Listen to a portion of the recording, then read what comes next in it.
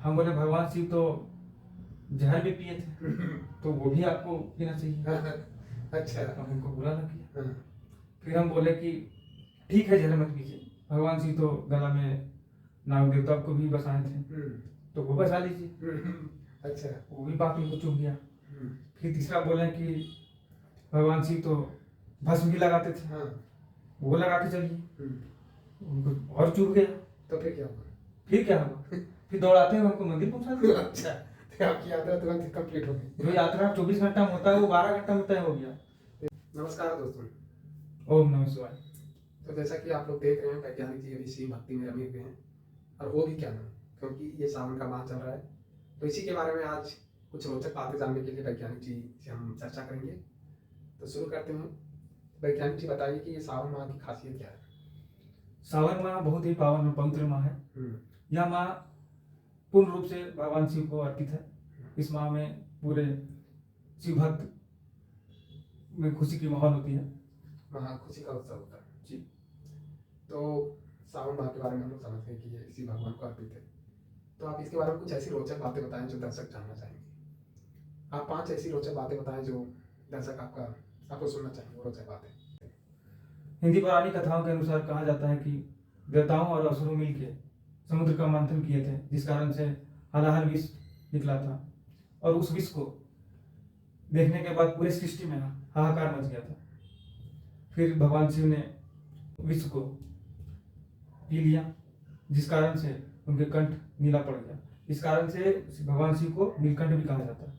तो वैज्ञानिक जी दूसरी बात बताइए। पहली बात तो हम समझ गए कि समुद्र मंथन हुआ, उसे हलाहल विष निकला, जैसे भगवान शिव ने ग्रहण किया जिसके कारण उनका कंठ नीला हो गया, वो नीलकंठ कहलाया। ये बहुत ही रोचक बात है कि ये सावन महीने में ही हुआ था।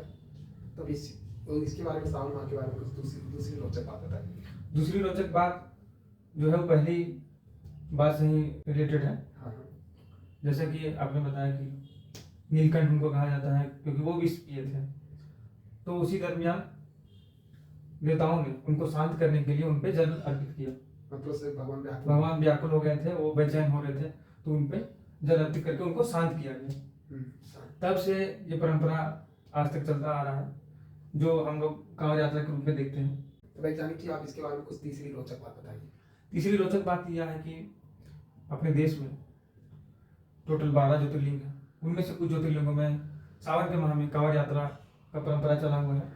जो भक्त जैसे कि उदाहरण ले लीजिए तो आप हमारा विश्वविख्यात बैजनाथ धाम जो देवघर में स्थित है झारखंड के, तो वहाँ पे होता ये है कि हम सुल्तानगंज जहाँ से गंगा गई है वहाँ से हम जल लेते हैं और कांवड़ यात्रा करके हम बैजनाथ धाम पहुँचते हैं और वहाँ पे जल अर्पित करते हैं। तो ये यात्रा कितनी दूरी की होती है? यह यात्रा लगभग 115 किलोमीटर का है। तो क्या यात्रा मतलब कष्टकारी होती है? ये यात्रा बहुत ही कष्टकारी है और आनंदमय भी है। आनंदमय, बहुत ही आनंदमय है क्योंकि लोग शिव भक्ति में रमे हुए रहते हैं और भजन गाते जाते हैं। तो इससे ही रिलेटेड, सावन से माह से ही रिलेटेड कुछ चौथी रोचक बात बताइए आप। ठीक है, चौथी रोचक बात यह है कि कुछ भक्तों के बारे में बताइए। भक्तों के बारे में, किस प्रकार के भक्त होते हैं? इस माह में जब कांवड़ यात्रा होता है तो उस दरमियान आप देखेंगे कि तरह तरह के भक्त मिलेंगे आपको। क्या बोला? बहुत ही तांत्रिक लोग मिलेंगे। अच्छा। अब उसमें से एक बार क्या हुआ, एक बार की घटना है कि हम भी यात्रा कर रहे थे। अच्छा। उसी दरमियान कुछ भक्त मिल गए। हमने देखा कि उन्होंने चिलम फूंक रहे हैं। अच्छा, क्या होता है चिलम? चिलम का मतलब होता है गांजा, एक नशीला पदार्थ है, इसको जला के जैसे सिगरेट या बीड़ी लोग पीते हैं, तो तंबाकू का सेवन कर रहे थे।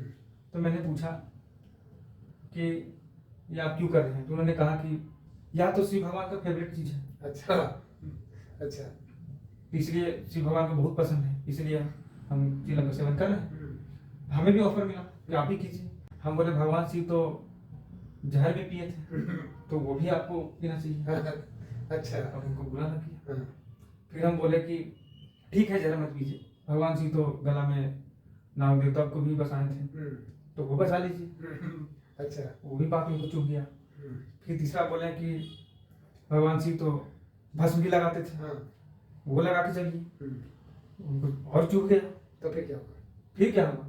फिर दौड़ाते हुए हमको मंदिर पहुंचा दिया। अच्छा, आपकी यात्रा तुरंत कंप्लीट हो गई। जो यात्रा 24 घंटा में होता है वो 12 घंटा में तय हो गया। देखिए वैज्ञानिक जी ने उन कांवड़ यात्राओं की कांवड़ भक्तों की महिमा देखिए, जो भगवान शिव ने भेजा था इनको सिर्फ 24 घंटा की जगह 12 घंटे में मंदिर पहुंचाती है।